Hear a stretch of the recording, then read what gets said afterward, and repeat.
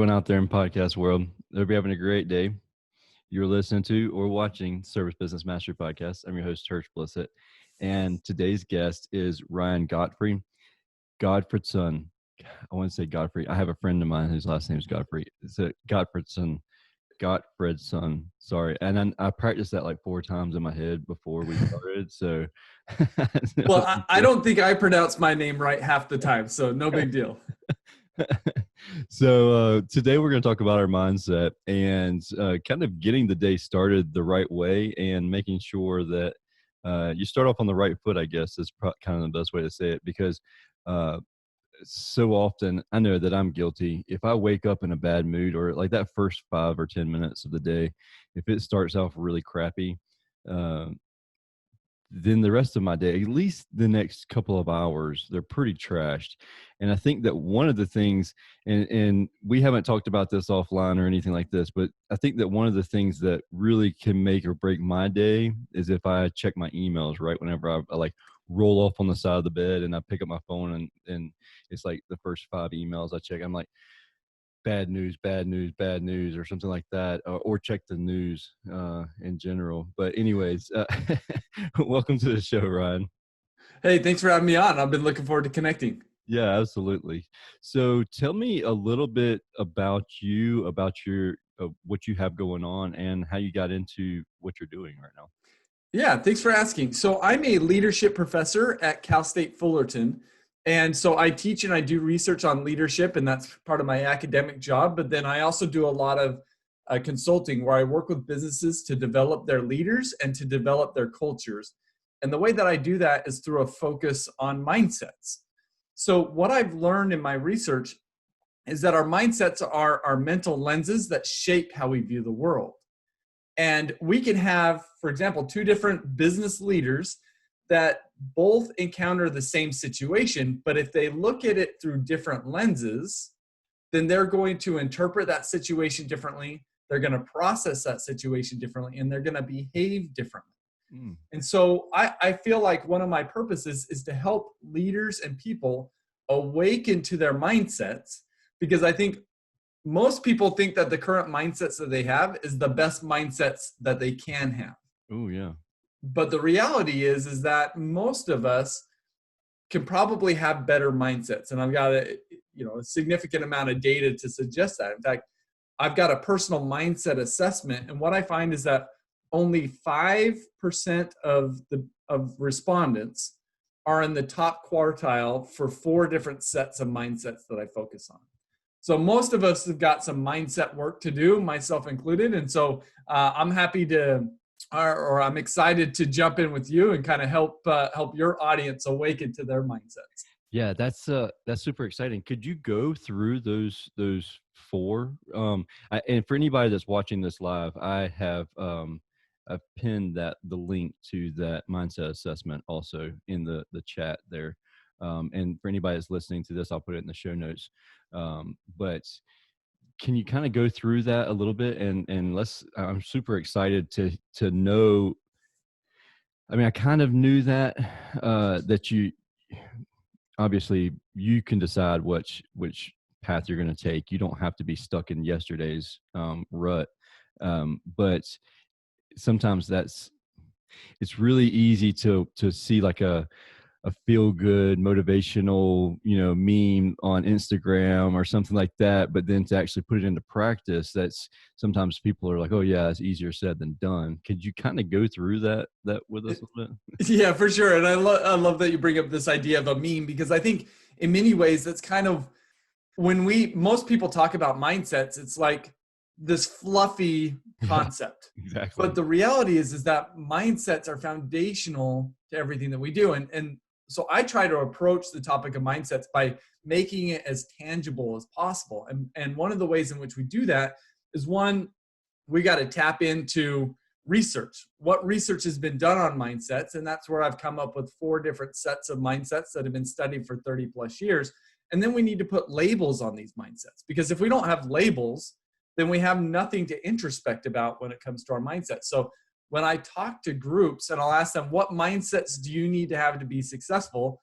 I get one of 2 answers. I either get crickets, nobody says anything, or else they'll say positive mindset, which I think is great, but what does that mean exactly? Right. Yeah. Right. And so that's when we get into these different sets of mindsets. So just to kind of quickly go over some of these, the first set, and all of these range on a continuum from negative to positive. And so our mindsets are going to fall somewhere along the continuum. Usually we're not on the extreme negative side, and usually we're not on the extreme positive side. So the first set is the difference between a fixed and a growth mindset. So somebody who has a fixed mindset is they don't believe that they can change their talents, abilities, and intelligence. Mm. So another way of saying this is they have a tendency to see the world in terms of haves and have-nots. Oh, yes. So you either have the ability to do it or you do not have the ability to do it. And if you fail at something, what this sends us an indicator, or at least somebody with a fixed mindset sends them an indicator that I am a have-not. And if I'm a have-not, if this is something that doesn't come naturally to me, then I need to give up. Do people, okay, so you're the expert here, so I'm going to ask you, is that a cop-out for some people? Because I so feel like they're like, oh, well, that's a natural talent for you. You're going to do that. I'm going to sit over here and sit in the corner and just watch you do your thing because you know how to do it. In a way, at a surface level, it looks like a cop-out. Okay. What's going on under that is some fears and insecurities. Okay. And so for them, it's not like I'm copping out. It's I'm really scared, and they maybe don't recognize that. That's the thing about mindsets is for most of us, our mindsets exist at a non-conscious level, but they're dictating really how we think, how we learn, and how we behave. And So we're really not conscious of that. Pretty much I'm just a jerk because I'm like, you're just copping out. You get over here and you figure this out too. Well, no, but you bring up such a great point, because when we understand these concepts, it helps us to better understand others and where they're coming from themselves, right?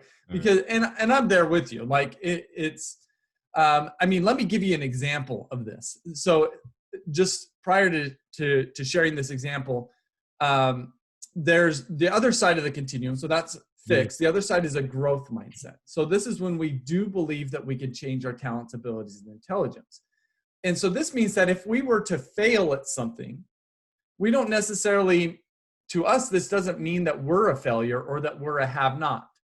I mean, we may even recognize that this means that I'm a have-not right now, but that doesn't preclude me from being a have in the future. So those with the growth mindset are much more likely to put forth effort and persevere in the face of challenges. And so the example that I want to share with you is this research study that is, in my mind, absolutely fascinating. And they took a group of people and gave them all a mindset assessment along this continuum of fixed to growth. And they were able to identify those that had more of a fixed mindset, those that had more of a growth mindset. And then they gave them all the same task, which was 8 easy questions and 4 difficult questions. Essentially, what they were doing is they were setting these participants up for failure, and they wanted to see if they would respond differently. So those that had more of the fixed mindset, as they're answering and getting the 8 easy questions right, they're getting really pleased with themselves. As soon as they hit those 4 difficult questions and start getting them wrong, they quickly become depressed. And they start beating themselves up, and they stop applying themselves. In fact, they just would start guessing at the answers. But those with the growth mind, it sounds like my entire high school. well, I think you're right, because I think in many ways our education system incentivizes a fixed mindset. Because what do we become focused on? Grades or learning, right? And so if we're so focused on grades and we get a bad grade, then we feel like this says something about us, right? That us as a person. Yeah. So those in the study, those with the growth mindset, when they hit the 4 difficult questions, they didn't get depressed at all. In fact, they started to encourage themselves. Researchers said that they said things like, oh, I was hoping this would be a challenge. They continually applied themselves. And then even a couple of them got some of the answers right because they stuck with persevered. And to me, this study is so fascinating because if we were to go back to all of these individuals and ask them, did you handle this situation in the best way possible? I think they all would have said yes. Like, how could I have handled it differently? Mm-hmm. But when we take a kind of an observer perspective to this, we see that it's very clear that one group handled it much better than the other. And the reason why is in their mindsets, something that they probably weren't even conscious of. So does it count if you're being facetious? Because that's usually me. I'm like, oh, great. This is exactly what I was looking for. I want a challenge. Well, I think it's one of the things about being facetious Uh-huh. is it can be a tool to give us some separation away from our lizard brain. Okay. So, Yeah. right, our lizard brain is the one that instinctively reacts, and so when something, let's just say we fail or Mhm. we encounter a challenge, well, those are the fixed minds that are going to be inclined to avoid it, and that's going to be our natural reaction. But if we like step back for a moment and joke about it, what Mhm. we're doing is we're creating space for us to kind of switch gears and gear up for what is going to come in the Well, future. good news So is I have lots of space. I That's my go-to move. love it.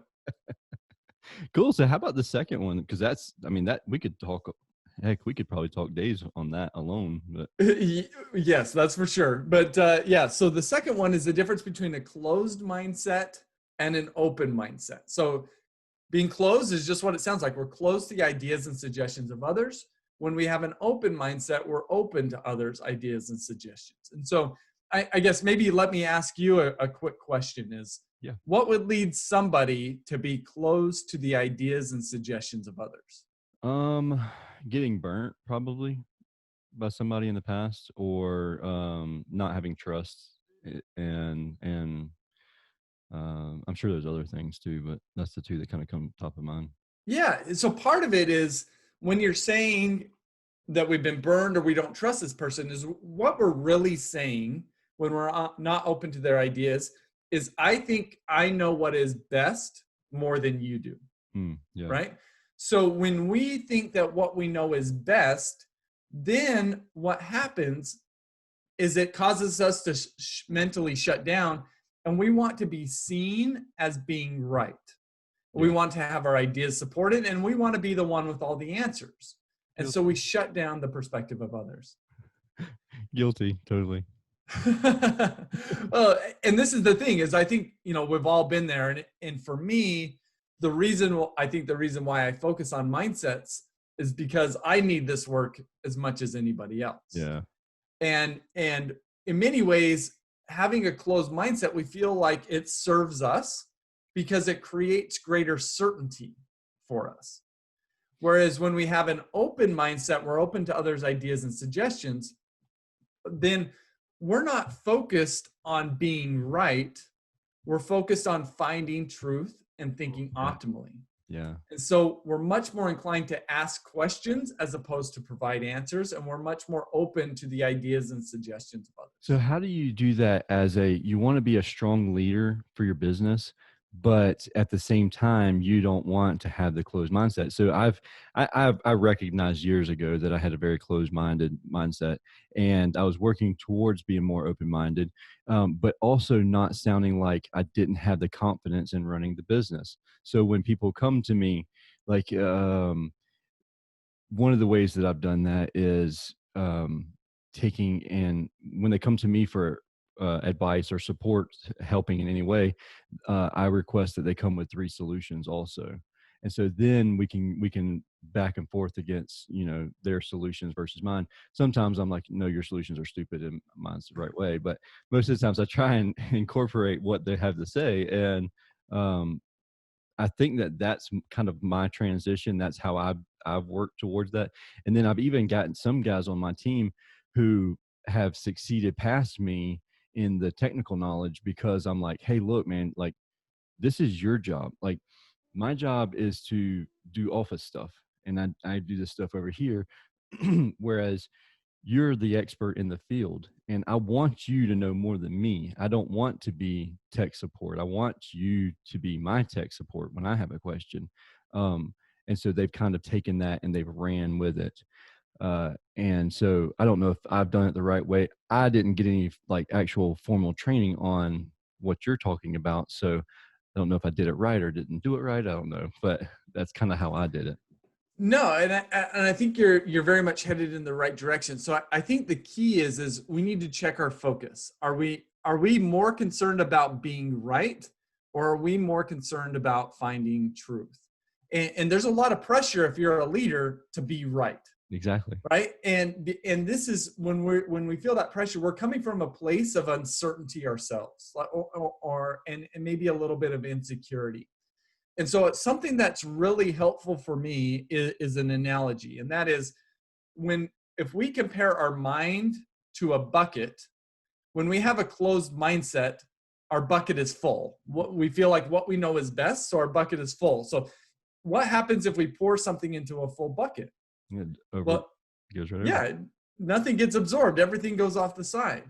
And so what we need to do is mentally is we need to enhance the size of our bucket, right? So we can know a lot. Our bucket could be really full, but as long as we just leave a little bit of room for the idea that we can be wrong, then we develop the capacity to take in these new ideas and suggestions. And so that analogy is helpful. But then also you said you have people bring 3 solutions, right? Mhm. Well, and one of the things that you said is sometimes they're not the best solutions. Yeah. Well, rather than saying, hey, these aren't good solutions, Yeah.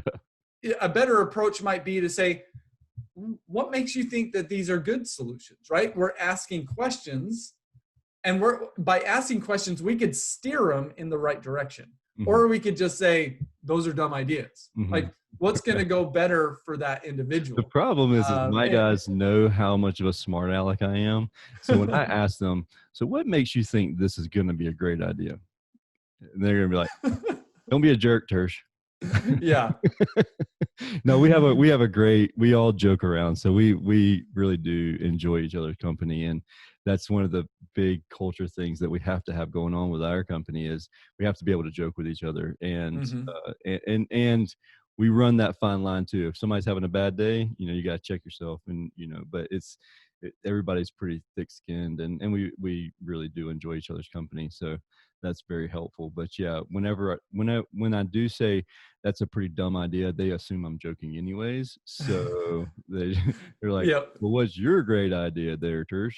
But yeah, that's the thing that kind of I've gone like over the years, because I started doing that about 6 years ago is whenever I really started doing that, because I heard it somewhere on some podcast. And because I was getting, no lie, I was getting 120 phone calls a day from service techs, just asking me, how do I do this? How do I do that? How do I do Gee. this? And so I just said, I did a company-wide meeting. I said, you must provide me with 3 solutions every time you call and ask me a question. Mhm. And if you don't, I'm going to hang up on you.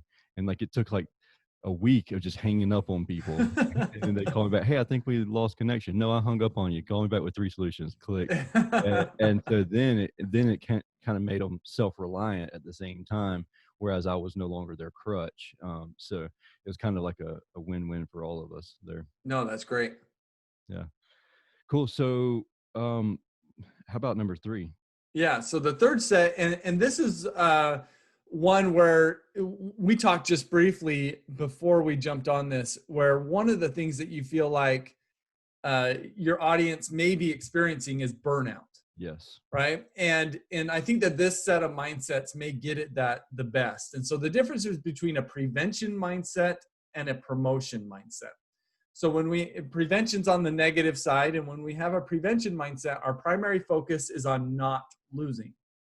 When we have a promotion mindset, our focus is on winning and gains. And to make this come to life, I want us to imagine that we're a ship captain in the middle of the ocean. And if we have a prevention mindset, our number one focus is on not sinking.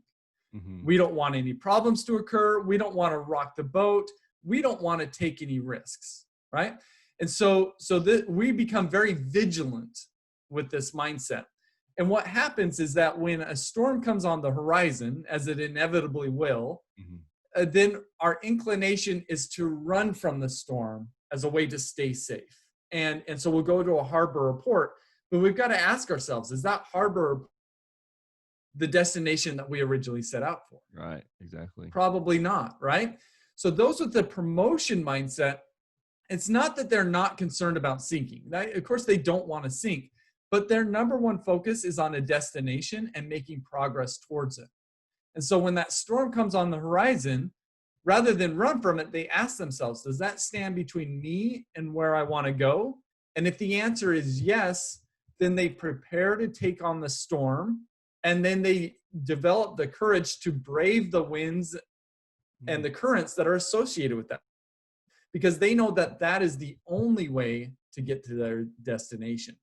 And so I just imagine that if you're getting, if it's 108 degrees, 90% humidity, you're getting bombarded by all these jobs, is in some ways it gets to this point where it's like, I just want to avoid problems, as opposed to how do I get to my destination? How do I create solutions? That's such a good point, because there is, rather than being reactive or just being in that shell and saying like, all right, let's just put up our guard, our shield, and let's stay away from any kind of um, like burnout, potential burnout. Like, let's just stop dealing with this, like just guard ourselves. Why not put in a policy or procedure in place, or some sort of automation, so that if it's the same thing that is coming at you every single time, let's just prevent that from happening in the future. Like, I mean, granted, sometimes it's like hiring, and it's if you're an HVAC guy, and a lot of my friends and listeners are in the HVAC industry, so you get that there's not a lot of great techs this time of year looking for a job, because the great ones already have jobs and they're very Mhm. happy in what they're doing most of the times. And so it's not as easy as saying, okay, just hire more people, because then you have to think about the winter too, and you have to make sure that they are busy during the winter also. But you want to try and make sure that any other triggers or any other things that are in your life kind of are automated, or aren't another annoyance to help add to the burnout that you're going to deal with anyways. Is that kind of the right way of thinking there? Yeah, and I think it is. And I think I just imagine this time of year for you and maybe many of your audience is what you said, is you wake up in the morning, if the first thing you do is hit your email, look at your email, like I imagine that's not the best start to your day, right? Because what it's doing is that first step is it's cueing you to, what are my problems that I'm going to be tackling? And now it's, I love the word that you use, we get into reactive mode when we have this prevention mindset. And so what would be more effective for us is to take, it doesn't have to be a lot of time, at least a little bit of time, and ask ourselves, what's my purpose Mm. as a business owner? And if my purpose is to serve customers, help improve their lives, and help improve the community, then when all of these emails come in, it's not like, oh no, not again. It's, what a great opportunity. Well, I thought that everybody's purpose was to get rich, because that's kind of how I got in the game. How's that working out for you? Not so well. I would have been better off getting an inheritance. So y- Yeah, any no kidding. great rich uncles that need a nephew, just holler at me. Well, you bring up such a fantastic point, because it becomes, and this is part of mindsets, is what are we focused on, Yeah. right? When you look at the successful people in your industry, my guess is that they are not focused on money. No. My guess is that they are focused on what brings about, and that is delivering high quality service to customers. Hmm. Yeah, Right. So if that being a becomes our people focus, the money person. takes care of Yeah, itself. exactly. So in the group, in the chat on Facebook, a buddy of mine, Ron Davis, great guy. He has a plumbing company up in Jersey. He asked, "Do you have any exercises to do with your team to work on positive, attack the day kind of mindsets?" Yeah. So I think let me just give you a quick example, and particularly because we're on this topic of prevention and promotion mindsets. So I've got a book here. I don't know if you can see it. Yeah. It's called the Oh, 5-Minute Journal. Have you heard of the 5-Minute Journal? mm-hmm. Okay. So a couple of years ago, a CEO friend of mine handed me this book, and he said, "This is going to change your life." And I'm thinking, "Oh, thank you so much. This is great." And I look down at the title, and it's a journal. And I'm Yeah. in my mind, like outwardly, I'm gracious. In my mind, I'm thinking, there is no way in hell I am journaling. Like Right. this is not going to happen. And at the time, I very much had a prevention mindset, and in terms of my career and my life. And I come home and I open it up and I see, oh, it's just answering a few questions. So in the morning, it invites you to ask the question, what are 3 things that you're grateful for? 3 things that would make today great, and then fill in some self-affirmations. And then at the end of the day, it asks you to answer, what are 3 amazing things that happened today, and how could I have made today even better? Hmm. And as I started doing this, I was kind of like, I'll give myself 2 weeks. And if there's positive benefits, great. I'll keep doing it. If not, I'll throw it in the trash. So I started doing it. And by asking myself, what would make today great? And then at the end of the day, following up with what are 3 amazing things that happened today?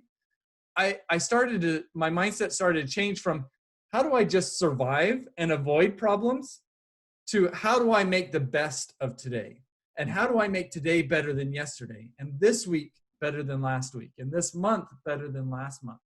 And so this is an example of just a day, small 5-minute exercise that when I repeat it over time, it's activating more of my positive mindset neuroconnections in my brain. And so as I strengthen those, I become better at processing my world through those positive mindsets as opposed to the negative mindset. So What we've got to do as a leader with our teams, we've got to develop these small little habits or interventions that will activate these positive mindsets. So it could be watching a short video. It could be uh, engaging in some learning. So read an article and let's talk about it. So in fact, as you're saying this, and I think you've got a comment here, is I'm going to look up, I've got some PDFs that I could send over to you with a whole host of resources on yeah, that. So let perfect. me look that up. And anybody that's watching the live stream, I added a link to that journal in the chat there. So I'll click on that and get you one. And there's no affiliate link or marketing or anything with that. I wish there was, but I'm too lazy to set it up. But Yeah. So what I'm sending over to you is we've got a PDF for each of the 4 sets of mindsets or the 4 positive mindsets, and then there's a whole host of resources that are designed to help people activate more of those positive mindsets in their life. sweet, perfect. Okay, so let's go on to number 4 because we're going to spend hours over here giving Yeah. one So examples. the last set, and we've kind of, I feel like it's been an undercurrent for our discussion thus far. And the last set is the difference between an inward mindset and an outward mindset. So when we have an inward mindset, we see ourselves as more important than others. When this happens, we have a tendency to see others as objects. But But when we have an isn't I mean, aren't I more important than? I'm well, just and kidding. and it's because this becomes really easy, right? Let me give you an example of this. And perhaps you're a better driver than I am, but has there ever been an instance where you're driving on the freeway and somebody puts their blinker on to merge into your lane and you don't let them in, Like, right? let's just ease on the gas pedal a little bit. Yep. And so I've been there, and this is kind of, in all reality, this is kind of a jerk thing to do. I don't think it's that big of a deal, but in reality, it's kind of a jerk thing to do. Yeah. But how do we justify it, right? Because when I justify it, is what I generally say is, oh, I didn't let that car in, Mm-hmm. right? I didn't say I Yeah. didn't let that person in. I didn't let that car in. We're objectifying that individual because we're saying my place in this lane is more important to me than it is to you, Yeah. right? And this is an inward mindset mentality. The outward mindset is you are just as important as I am. Your needs and wants matter just as much as my own. And when I'm able to see that, then I'm able to see you as a person Mm, and a person of value. And so, you were talking earlier about how you're joking around and giving some facetious comments to some of the people that you're working with. Well, I think the key is how do you see them to begin with, right. right? If they know that you see them and value them as a person, giving some facetious comment isn't going to be a big deal. Good point. If they believe that you see them as an object, like, They're just a that tool could for me to ruin make their more day. money. Yeah. If I treat them like they're just the tool, and I've seen this, and I've interacted with guys, and especially if I dive so deep into the office side of things, and like I'm like, all right, let's look at all this stuff, and I'm a numbers person, so if I start spitting out numbers to the guys, they're like, I'm just a tool for you to make a better number, like to improve your spreadsheet here. And then so it's like, okay, let's reel this back in. Let's develop a better relationship and like let them know that we are very much, in the relationship building industry. But the only way that we continue to do this is if we get to these in numbers here. So yeah, I've been guilty of that for sure, and I've had to reel that back in 100%. Well, and you're not alone. In fact, I've got a webinar that I'm doing with a group of agricultural CEOs and board of directors. And I had them all take my mindset assessment in advance. And what I've done with those results is I've aggregated those up to the collective level.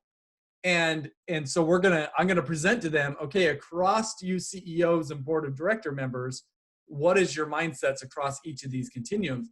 And on this inward and outward continuum, 73% of them are on the inward mindset side.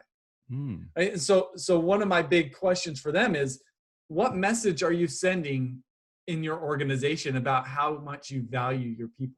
Like, every indication is that you see your people not as people of value, but as instruments to get you where you want to go. yeah. And if that's the culture that you're creating in your organization, you're going to have a hard time having engaged employees. Your turnover rates are going to be high, and you're going to have a hard time moving your organization forward.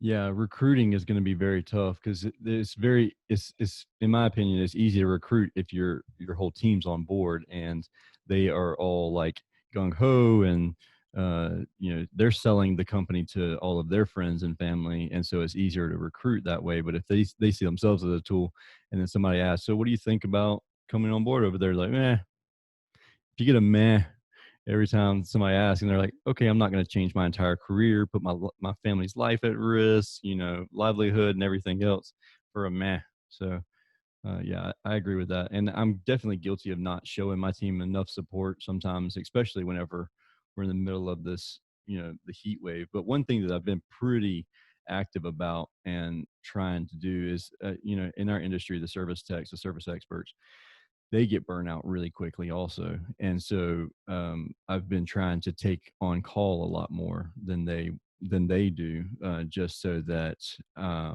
they can have their weekends off with their family and just spend time and try and make sure they're not working until midnight every single night.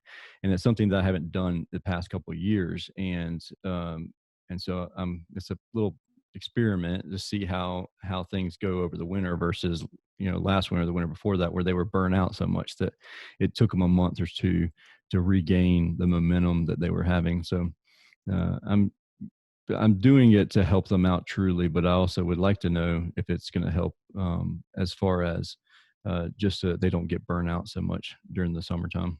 But Yeah, no, that's fantastic. Because there's one thing is, as you're doing that, is you're just sending the message is, I care about you, yeah, right? exactly. And that's the critical message to say, because if you're sending the messages, you're just creating dollar signs for me, Mhm. then you're not going to get their best. And if you're seeing them as an object, they're probably going to see the customer as an object as opposed to somebody of value themselves. So it trickles down. And And then that's when the bad reviews come in from Yelp or all, any of these other platforms. Is people give bad reviews when they don't feel like they are valued as a person. So if you want your customers to feel valued, you've got to value your people. I love it. Cool. So what's the link that we need to go to? Yeah, so the best place to go is my website, ryangottfredson.com, and there's a button right at the top that says free mindset assessment, and go there to take the mindset assessment. There's a variety of other aspects on my website. So I've got a book that actually hit the Wall Street Journal and USA Today bestseller list recently called Success Mindsets. And one of the things that I do, I've also got a new online course called High Octane Mindsets. If people want to dive in and do some deep introspective work to unlock greater success. Or what I'm doing a lot during this COVID shutdown is I'm doing virtual webinars with teams as a team building process, as we dive into the mindsets as a team, and what mindsets do we each have, and what are some of the reasons why we have those mindsets to begin with. And it's a really empowering experience going through this process with teams, because we get to the point where, rather than saying, oh, that's a cop-out, right? When people aren't stepping up, it allows us to be more empathetic of the fears and insecurities that they may have that's residing beneath the surface that we don't recognize. And when we understand those, rather than say, oh, quit using this as a cop-out, we say, how can I support you, right? There's some fear, there's some resistance here. So rather than me react to that, let me approach that in a really healthy way. I like it. I love it, actually. So before we go, I got one last question. My buddy Scott Oberg, he asked, do you have any suggestions on how to help an employee see that their wants are not more important than the team? Yeah, it's a great question. I think a couple of things. So one, three things. One is have them take my mindset assessment, right? Because one of the things that the mindset assessment does is it provides objective information on their mindset. So it's comparing that individual's mindsets to the 11,000 plus people that have taken my mindset assessment. So what that does is it just puts a foot in the door for them, right? Because it's starting the process of deepening their self-awareness. The second thing that I think is really important to do is help them to see a bigger purpose than just themselves. Okay. So help them to develop a stronger why for why they do what they do, and connect the dots to the impact that they're having in the world around them. And let me give you a couple of book recommendations as well that I think could be helpful. So I do talk about this book in my book, Success Mindsets. So my book, I think will be really beneficial. But one book particularly along these lines is a book called Leadership and Self-Deception. It's written by the Arbinger Institute. And it's a really quick read, but it's also a really powerful read. It's kind of uses a fictional metaphor to paint a picture, and I think it's communicated in a way that's both fun to read, but also like, oh my goodness, like it hits hard. So that's a book that I might recommend as well. Cool. That's awesome. And as you were talking about that, I kind of was thinking also, what would you say as far as if somebody doesn't know what their why is, like how do you kind of like keep prodding in there? Is it like is it like the onion being peeled back and you just keep asking why and why and why? But then at some point, some people are just super annoyed with that, being asked why, or they aren't comfortable enough to share with you their true why. Like, well, how do you get to that? Yeah, you bring up a good point. I think you got to be in a position where hopefully you have a relationship where you can have those types of conversations. I think there's a friend of mine, and she does a lot of work on something that's called job purposing. And the basic idea of job purposing is that if job is just a way to get a paycheck, you're not going to be as engaged in your job as if you see the impact that your work is having on others. And so one of the things that we could do is we could dive into what is your why, what motivates you. But another thing to do is just to remind them, like, you are in people's homes every day and you're having an impact on their lifestyle, right?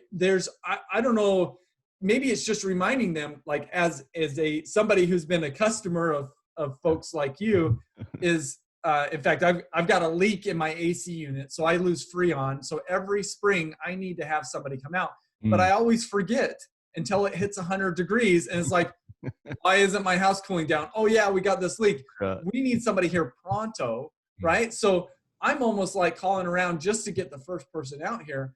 And when they come, this is a huge deal for me and my family. For the service provider, this is just like one of 50, I don't know, right? But for me, this means everything. And because I've got 2 small kids, they live upstairs, they sleep upstairs, so it's hotter up there. And if they don't get a good night's sleep, then my day's a train wreck the next day, right? Exactly. So it's like, for me, it's a really big deal. So it's just helping them like see that, because we get it just accustomed to this. And I imagine that in some ways, you, particularly during this time of year, you're feeling used by the customers in a way. But at the same time, we got to. You say that, I hate to interrupt you, but there's this meme out there that says, I don't ever hear from my friends unless their AC's broke. Yeah, right. You feel a little used this time of year, but you get it too. At the same time, you're anywhere that I can be useful to somebody, definitely I want to be. Yeah, and I imagine that one of the things that is maybe as a business owner that you could do is when you ask for testimonials from some of these people, and then relay those directly back to that individual to help them to make those connections between what they're doing and the impact that they're having. I love that. Cool. I love that so much. So thank you so much for coming on today's show. And it's been a little bit longer than we normally go. We normally go like 20 minutes, but it's so much good stuff here. And I need to check out your book. I didn't even realize you had a book out. I would have got it already. But yeah, I'm going to check that out. And I have a link to your website and to the assessment, and I will share that in the show notes. And again, thank you for coming on the show today. Yeah, thanks for having me on. I've loved it. If anybody has any questions or anything, feel free to reach out to me. Click the link for his website, for Ryan's website. And if for some reason you just can't remember who we're talking about today, who Ryan or anything like that, just say, it's the guy that talked about the mindset and had so much great information about mindset, and I'll get you connected with Ryan. So again, thank you again for listening to or watching, and the feedback from the guys in the group chat. The Service Business Mastery Podcast, the podcast focused on service business owners, managers, and technicians who are considering becoming business owners themselves. After 465 episodes, you think that I get that line out? You got it. That was good. Until we talk again next week, I hope you have a wonderful day, and be good and stay cool out there. We'll talk again soon.